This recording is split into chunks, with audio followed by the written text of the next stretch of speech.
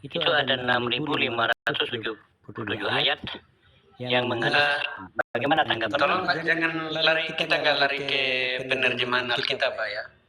Tetapi kita berbicara ini pendapat dari teman-teman yang selalu mengatakan kita berakal dulu baru beriman. Itu yang kita mau bahas di sini Pak. Bukan ini kita bahas ini terjemahannya apa segala macam, ini kodeks-kodeks kita belum bahas di situ. Tetapi akal dulu baru beriman atau imanmu barengan dengan akal, kan ada pendapat tadi.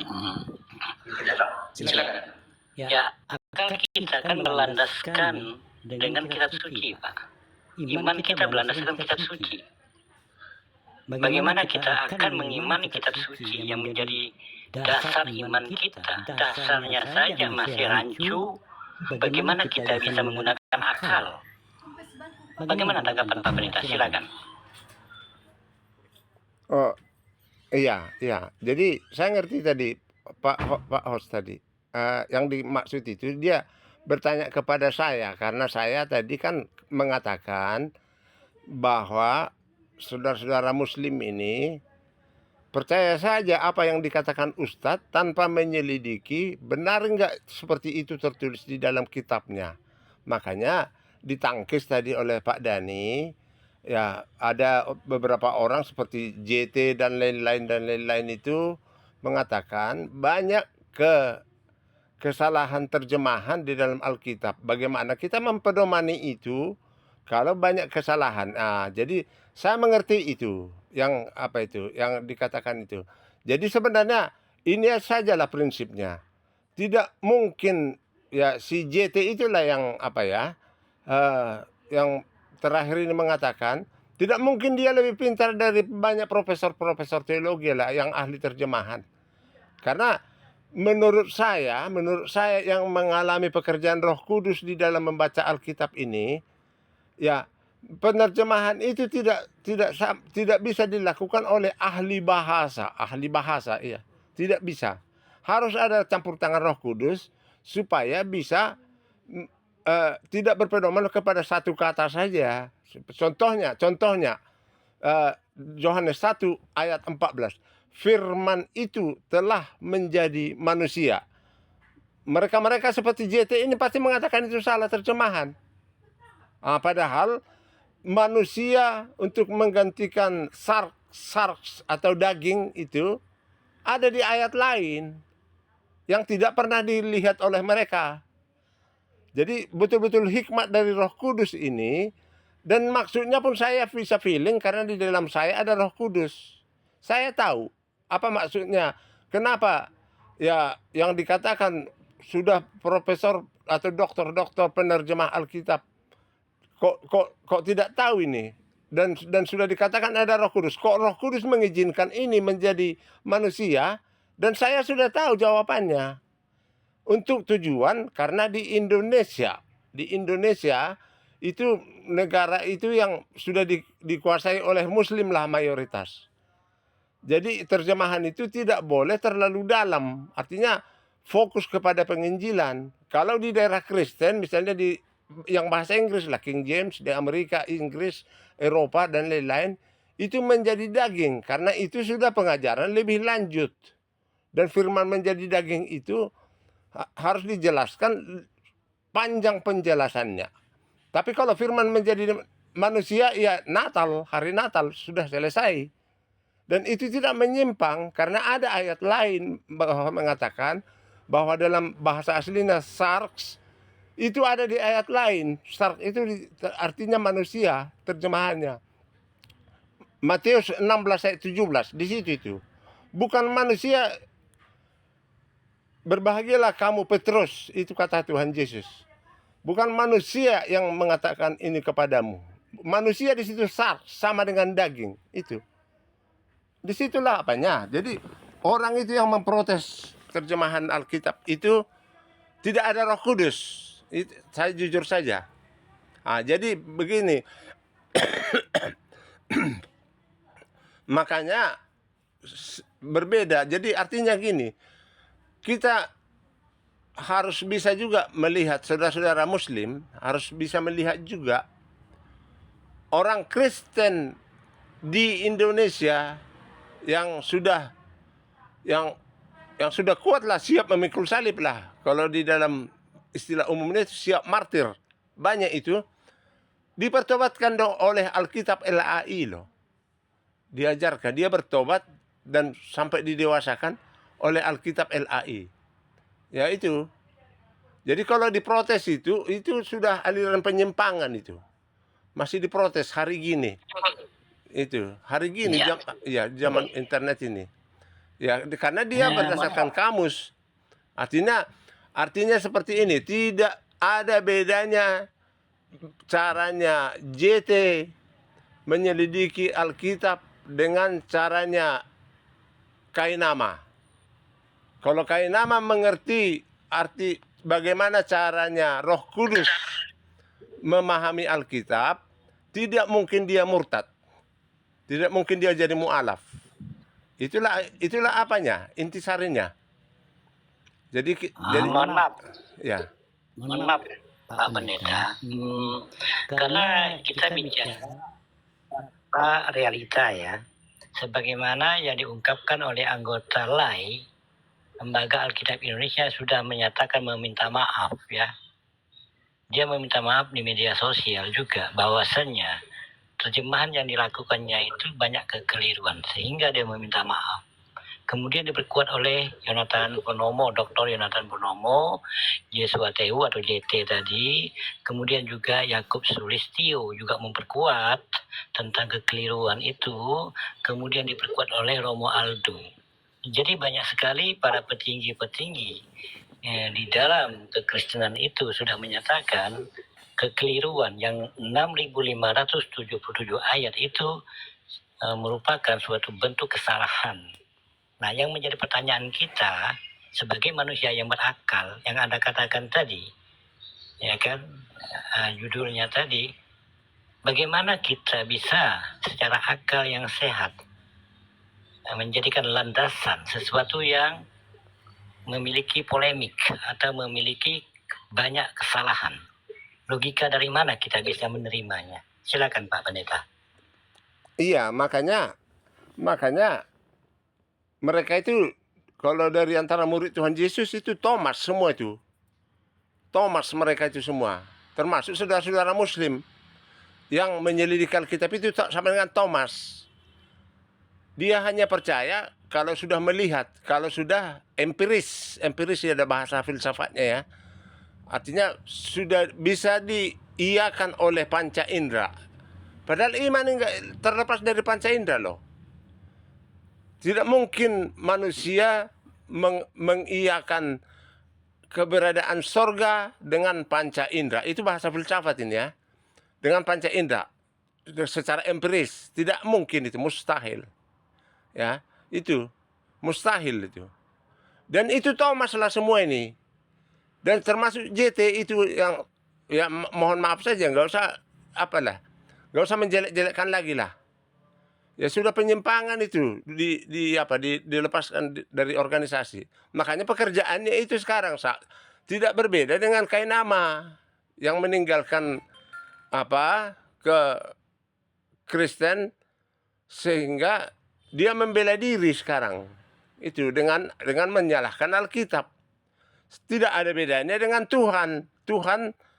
Tidak ada bedanya dengan Adam menyalahkan Tuhan. Ya, seperti itu ya, di Taman Eden dulu. Perempuan yang engkau berikan itulah yang memberikan kepadaku. Padahal yang ditanya dia, kok perempuan yang disalahkan? Berarti menyalahkan Tuhan. Karena Tuhan yang memberikan perempuan itu. Perempuan menyalahkan ular. Tidak ada yang menyalahkan diri sendiri. Seperti itu. Seperti itulah itu. Jadi ya kalau masalah itu ya sudahlah, contohnya yang tadi lah. Mungkin dari antara orang-orang, kenapa LAI, padahal saya bukan LAI loh. Kenapa LAI menerjemahkan itu? Ya mungkin karena Roh Kudus yang memberikan tahukan kepada saya. Kenapa diterjemahkan kepada manusia? Menjadi manusia, firman itu menjadi manusia. Hanya LAI yang menerjemahkan itu untuk Indonesia yang sudah dikuasai lebih dahulu oleh Muslim itu. minoritas lah istilahnya. Itu bahasa Batak saja daging, gabe daging mahatai katanya, daging juga di situ. Bahasa yang lain pun daging. Hanya bahasa Indonesia yang menjadi apa? Padahal itu Tolong mute Bahar.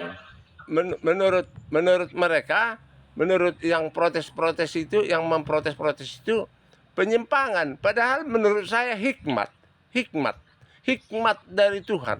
Justru itu hikmat makrifat dari Tuhan. Itu dari Roh Kudus. Karena saya tahu penyebabnya. Bahar, baik, tolong diam dulu. Tuhan kok berjenis kelamin laki-laki kan. Pak Bahar, tolong diam Istrinya dulu. iri loh pengen jadi Tuhan loh. Pak Bahar, tolong diam dulu. Ini hargai orang bicara gitu lah. Oke, ini Pak Dani yang mengenai yang kamu bicarakan tadi ya, mengenai terjemahan ini ada ini Pak Purnomo, ada Jus Tewo, ada si siapa lagi Aldo yang kamu bicarakan mengenai terjemahan Alkitab ya.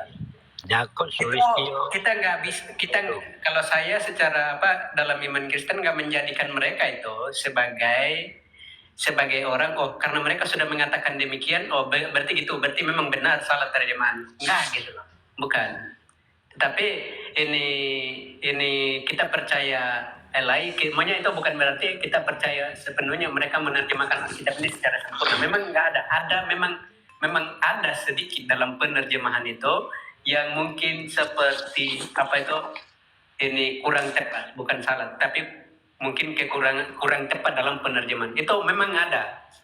Tetapi bukan berarti ini Elai salah dong, enggak gitu loh. Namanya mereka juga manusia, mereka juga masih manusia yang menerjemahkan itu ya wajar kalau ada sedikit yang kurang tepat gitu loh. Nah, kalau kamu selalu mengatakan Bahar, Lucu aja gitu. Tuhan kok laki-laki. Pak Bahar, bisa kondisi Pak? Jangan malu-maluin gitu di sini gitu loh. Kita ini lagi berbicara baik. Kamu nggak usah bawa narasi yang ini monolog di sini. Menolong di mana? Ini kan fakta. Tuhanmu laki-laki. Diam dulu. Oke, kamu di bawah dulu ya. Kamu di bawah dulu. Tuhanmu kan laki-laki. Nyata fakta berjenis kelamin laki-laki bule. Ya, Pak Kamu di bawah Bahar, dulu. Pak Bahar. Kamu di bawah dulu ya. Iya. Dia di bawah dulu. Biar dia belajar dulu. Biar dia belajar apa dulu ini etika dalam sekolah. Iya. Gitu loh. Jadi Pak Dani ya. Itu nggak bisa, Bung. Ini bahkan kalau Al-Quran pun sendiri, Bang ya. Al-Quran itu kan ada bagian yang menerjemahkan, ada bagian yang menafsirkan. Nah, saya percaya 100% Pak Dani ini tidak semuanya menerima apa yang diterjemahkan atau yang oleh para ulama yang ditafsir. Gitu loh. Nah, kalau kamu masih berpegang bahwa sesuatu yang contohnya kamu percaya MUI yang menerjemahkan Al-Quran yang belajar sejarah segala macam, berarti kamu mensandarkan imanmu itu kepada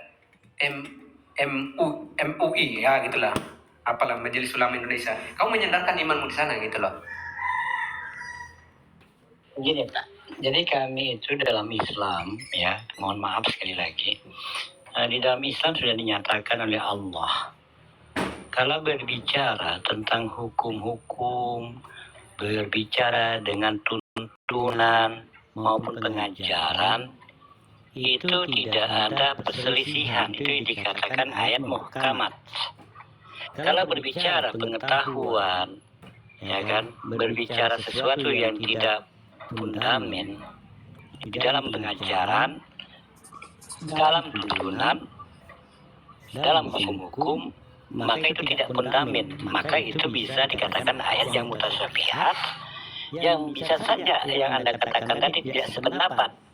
Saya tidak sependapat dengan terjemahan, misalnya tidak sependapat dengan ulama ini, karena itu berbicara yang notabene-nya adalah pengetahuan, Pak, bukan pengajaran maupun bukan yang sifatnya fundamental, yang bukan fundamental, tetapi yang sifatnya tambahan lah istilahnya, non primer lah kan, sekunder.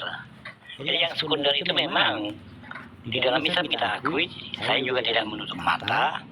Saya katakan yang bersifat sekunder itu banyak sekali perbedaan dalam memahami, dan umat Islam juga mengakui, sangat mengakui. Maka oleh almarhum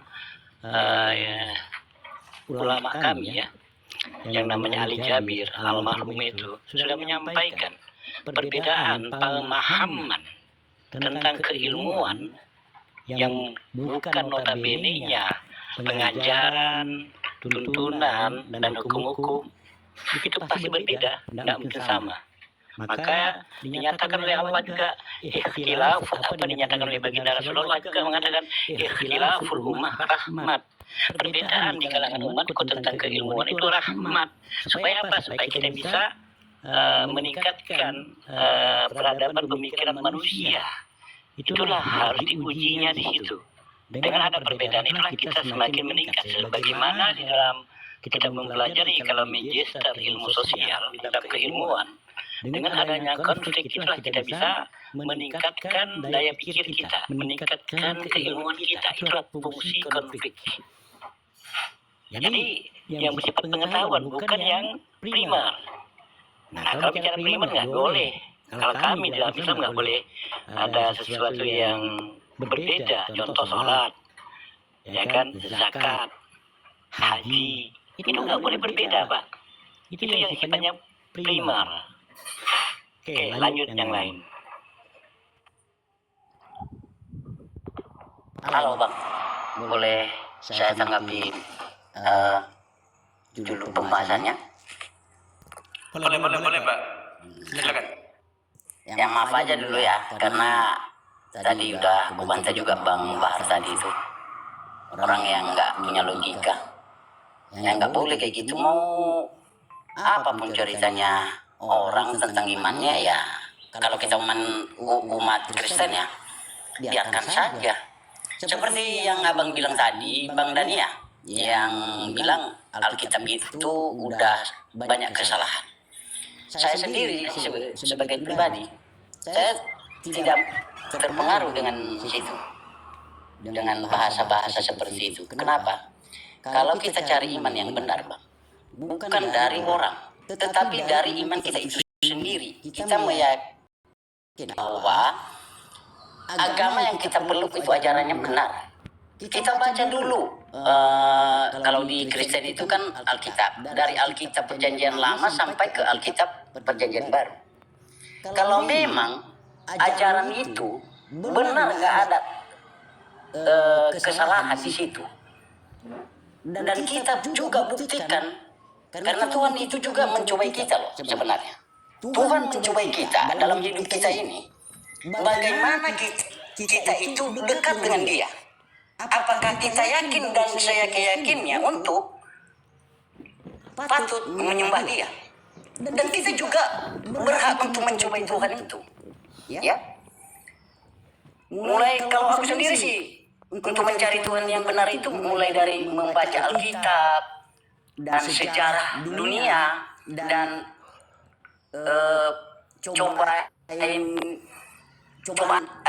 aku mencoba Tuhanku itu apakah memang Dia itu betul-betul Tuhan yang menciptakan langit dan bumi, ya. Saya sendiri pernah aku coba Tuhanku dalam segi apa itu, dalam segi mulai dari sakit, mulai dari apa beban hidup aku. Kami itu bukan kita dalam arti ya kita berdoa kepada Tuhan kita itu pada saat kita berdoa itu langsung kita terima, tidak, ya. Karena Tuhan itu Dia lihat dulu, ya, Dia perhatikan dulu apakah kita benar-benar taat dengan perintahnya. Dan kalau memang Dia udah tahu kita ini betul-betul kita percaya dan yakin, saya yakinnya kepada Dia bahwa Dia itu Tuhan segala Tuhan, suatu saat itu pasti Dia berikan, Dia sembuhkan penyakit itu, ya. Selama aku bergabung dengan di live TikTok ini, banyak sekali yang kulihat debat masalah agama.